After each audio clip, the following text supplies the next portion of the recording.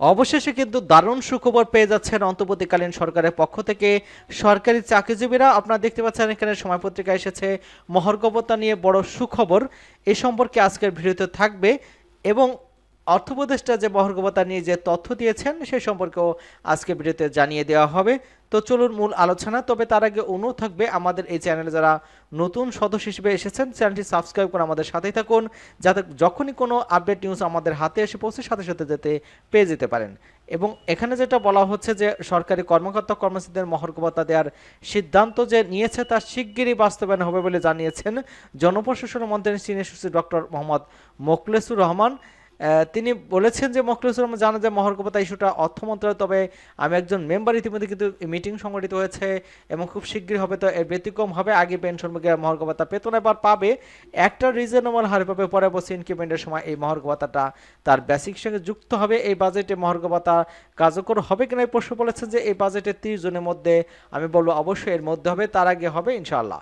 পার্সেন্টেজের বিষয়ে বলেছেন যে এই বিষয়ে অর্থ উপদেষ্টা বা অর্থ সচিবকে জিজ্ঞাসা তারা বলতে পারবে এবং কোন মাস থেকে পাওয়া যাবে সে সম্পর্কে বলতেছে, অনুমান করে বলা যাবে না। এই ক্ষেত্রে অর্থ সচিব পরিষ্কার করে বলতে পারবেন। পরবর্তীতে আমরা দেখতে পেয়েছিলাম যে এখানে অর্থ উপদেষ্টা যে তথ্য দিয়েছেন মহার্ঘ ভাতা নিয়ে, এখানে বলা হচ্ছে যে সরকারি কর্মকর্তা কর্মচারীদের মহার্ঘ ভাতা দেওয়া হবে না হবে এ বিষয়ে কিন্তু এখনো সিদ্ধান্ত হয়নি বলে জানিয়েছেন অর্থ উপদেষ্টা ডক্টর সালাউদ্দিন আহমেদ। মঙ্গলবার সচিবালয়ের সংক্রান্ত উপদেষ্টা কমিটির যে মিটিং ছিল, মিটিং শেষে আলাপ করে তিনি কথা বলেছেন।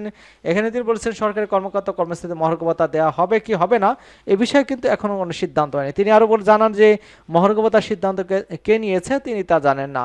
সরকার কি তাহলে এই সিদ্ধান্ত থেকে সরে আসলো কিনা এমন প্রশ্ন জবাবে সালাউদ্দিন আহমেদ বলেছেন সরকারের বিষয়ে কোনো সিদ্ধান্ত নেয়নি, অর্থ মন্ত্রণালয় থেকে ঘোষণা হয়নি। এর আগে এই বিষয়ে বিভিন্ন গণমাধ্যমে সংবাদ প্রকাশিত হয় রে সরকারি কর্মকর্তা কর্মচারীদের মহার্ঘ ভাতা যে সিদ্ধান্ত নিয়েছিল সরকার তা দেওয়া হবে না। খবরে বলা হয় সরকারি কর্মকর্তা কর্মচারীদের আপাতত পাচ্ছেন না মহার্ঘ ভাতা। জানুয়ারি থেকে এই ভাতা কার্যকরের যে কথা হয়েছিল সেই অর্থনীতির বর্তমান টালমেটের পরিস্থিতি কিন্তু সেখান থেকে অন্তর্বর্তীকালীন সরকার সরে এসেছে। এবং এর আগে 9 জানুয়ারি সচিবালয়ে সাংবাদিকদের সঙ্গে আলাপকালে জনপ্রশাসন মন্ত্রণালয়ের সিনিয়র সচিব ডক্টর মোহাম্মদ মোখলেসুর রহমান বলেন যে সরকারি কর্মকর্তা কর্মচারীদের সরকার মহার্ঘ ভাতা দেওয়ার যে সিদ্ধান্ত নিয়েছে তা শিগগিরই বাস্তবায়ন হবে। তিনি জানান যে মহার্ঘ ভাতা ইস্যুটা অর্থ মন্ত্রণালয়ে আমি একজন মেম্বার, ইতিমধ্যে কিন্তু মিটিং সংগঠিত, মিটিং শেষে তিনি বলছেন যে এই মহার্ঘ ভাতা বাড়বে এবং সেইটা ইনক্রিমেন্টের সাথে যুক্ত হবে। এবং তিনি বলেছেন যে 30 জনের মধ্যে, আমি বলবো অবশ্যই 30 জনের মধ্যে হবে ইনশাআল্লাহ। এবং পার্সেন্টেজ বলেছিলেন যে অর্থ উপদেষ্টা এবং অর্থ সচিবকে জিজ্ঞাসা করেন এবং অর্থ সচিব কিন্তু অর্থ উপদেষ্টা যেটা বলেছেন যে এটা বিষয়ে কোনো সিদ্ধান্ত হয়নি। এবং অন্যদিকে আমরা দেখতে পাচ্ছি যে মহার্ঘ ভাতা যদি সিদ্ধান্ত থেকে বাতিল হয়ে যায় সেক্ষেত্রে কিন্তু কর্মবিরত সব কঠোর কর্মসূচির হুঁশিয়ারি দিয়েছেন 11 থেকে 20তম গ্রেডের চাকরিজীবীরা। তারা জাতীয় প্রেস ক্লাবের সামনে আয়োজিত প্রতিবাদ সমাবেশে এই বক্তারা সব কথা বলেন।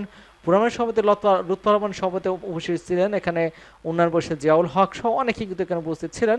এবং 11 থেকে 20তম গ্রেডের চাকরিজীবী ফোরামের সাধারণ সম্পাদক এবং সমানক মাহমুদুল হাসান বলেন, আমরা পত্রিকার মধ্যে জানতে পারলাম এই মুহূর্তে কিন্তু মহার্ঘ ভাতা দেওয়া হবে না। যদি এই ধরনের কোনো হটকারী পদক্ষেপ নেওয়া হয় তাহলে কঠোর কর্মসূচি ঘোষণা করা হবে, প্রয়োজনে কিন্তু স্বদেশ কর্মবিরতির মতো কর্মসূচি ঘোষণা করা হবে। এবং ইতিমধ্যে কিন্তু কর্মসূচি ঘোষণা করেছেন 1 মাস থেকে কিন্তু সারা দেশে কর্মচারী কিন্তু কর্মবিরতিতে যাচ্ছেন।